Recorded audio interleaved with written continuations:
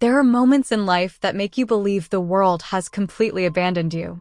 You are no longer who you once were. You are just a shadow of yourself, drifting through life like a faint cloud, unnoticed by anyone. But perhaps you are wrong. Just like I was. I, Maya, once thought I no longer existed in this world, that my family had discarded me, erased me, replaced me with someone else. But a video, by chance, changed everything. Hi everyone, welcome to Revenge Echo. Let's get started. I was standing in my small kitchen, a warm cup of coffee in my hands, when my phone buzzed. At first, I thought it was just a regular message, but when I saw the name on the screen, I couldn't help but flinch. Mrs. Langford. She was my old neighbor, someone I hadn't been in touch with for years. I shouldn't have opened the video, but I did, driven by an uncontrollable curiosity. The video started with a scene I immediately recognized, St. Albans, the church I used to visit with my family every Christmas. But this time, it wasn't a typical service.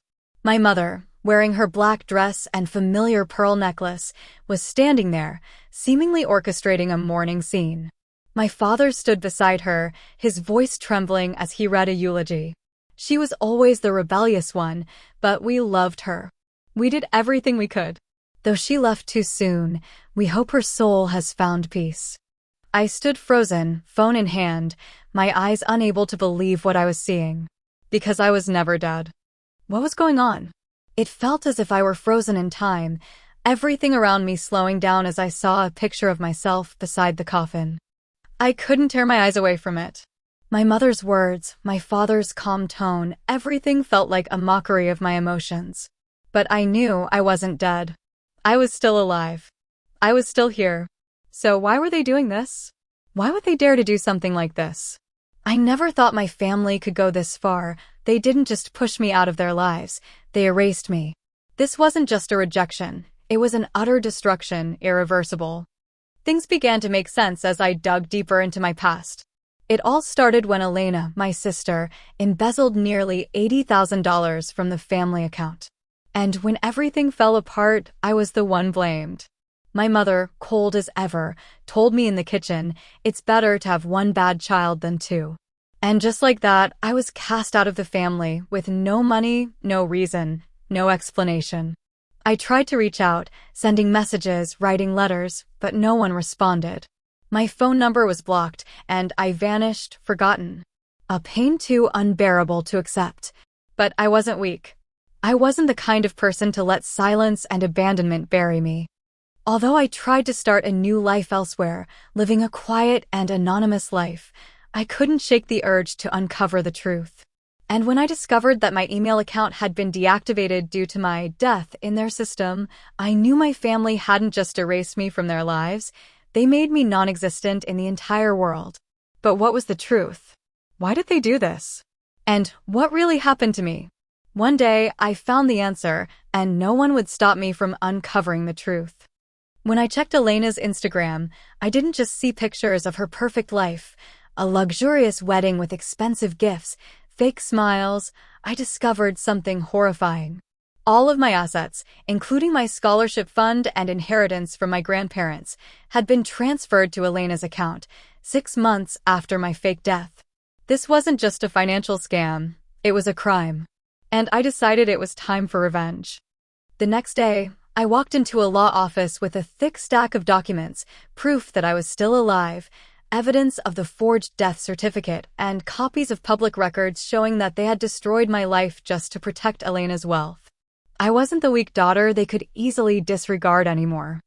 Everything led to one final day, when I walked into my own memorial service, standing before them, my parents, my sister, and all those they had deceived. They could no longer escape. The truth had arrived, and I, Maya, wasn't here to forgive, but to take back what was rightfully mine. The next day, I stood in the lawyer's office, holding a thick stack of papers. Everything I had gathered was marked, each sheet, each number telling a painful and furious story. But I knew, in the eyes of the lawyer across from me, I was just a woman pushed to the margins, a victim in a fight I hadn't prepared for. I took a deep breath, feeling the tension rise in my chest. But this time, I wasn't scared. It had been too long since I had the right to face any battle. But today was different. Today, I would fight, and there would be no regrets. "Where do we start?" the lawyer asked, his gaze a mixture of surprise and curiosity. I placed the stack of documents on the table, pushing it towards him. "This will help me get my name back," I said firmly. And then, justice. From that day forward, I embarked on an endless journey to uncover the secrets my family had kept hidden. Things seemed easier with the lawyer's help, but as I saw the documents proving their forgery, the pain in me only grew. Fake death certificates. Manipulated financial records. Calls from family members, all recorded, speaking about me as if I never existed. Every piece of evidence was a crushing blow to my heart. But the more I learned, the more I felt the irony in my family's actions. Everything they did wasn't because they didn't love me, it was because they were greedy, too eager to hold on to what was theirs, leaving me with nothing. And I wasn't the weak person they thought I was. More and more questions arose in my mind. Why did they have to do this? Why did they not just erase me from their lives, but try to destroy me? And why was Elena, my sister, given everything, from the family assets to the fake mournful speeches? This wasn't respect or love. This was manipulation and calculation. I began to think about confronting them directly. If I simply restored my identity and exposed the fake documents, maybe I wouldn't get the recognition I needed.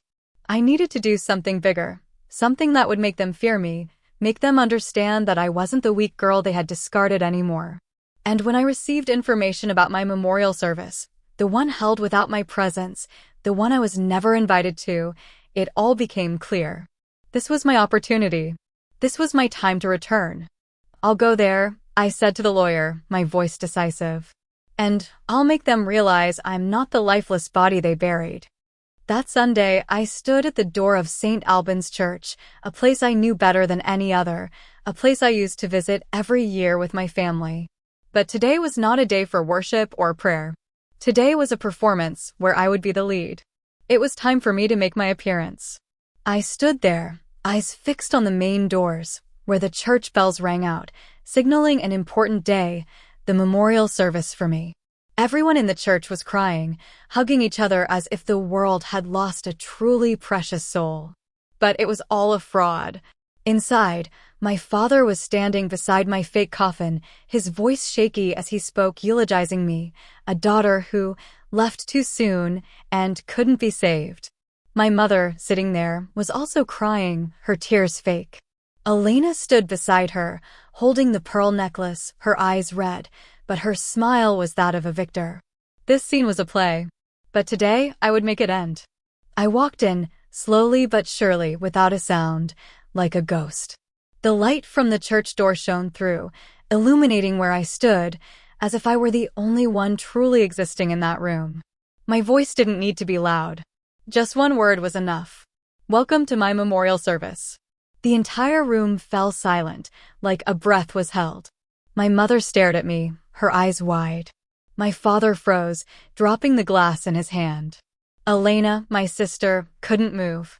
The crowd around them suddenly became chaotic, whispers, confused looks. I stood there, in front of them all, feeling their humiliation. They hadn't just tried to erase me from this life, they thought they buried me. But today, I returned. And I wasn't just here to take back my life.